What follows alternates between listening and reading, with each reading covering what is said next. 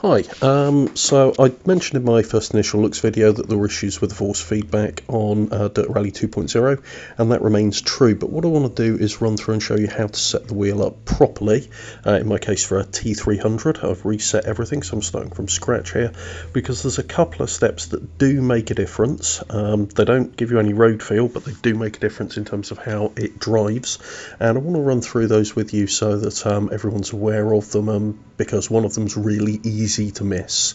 Now, first thing I want to do is I'm just going to go into edit device here, and the easy way to tell if you've missed something is if under advanced settings and soft lock it says calibration required, because I thought I'd calibrated my wheel a couple of times, and being perfectly honest, turns out I hadn't. I'd missed it. So here's what you need to do.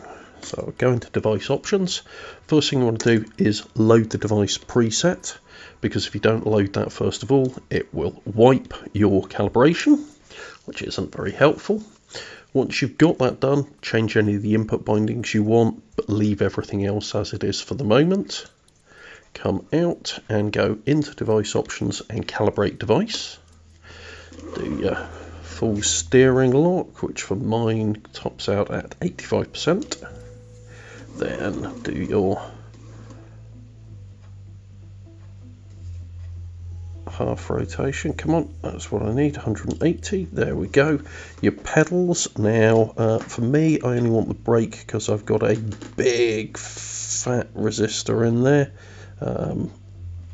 which I only want at about 80% for a rally title. And the clutch, I only want to be about, no, not that much, about that much. So let's come on. That'll do. There we go. So they'll do.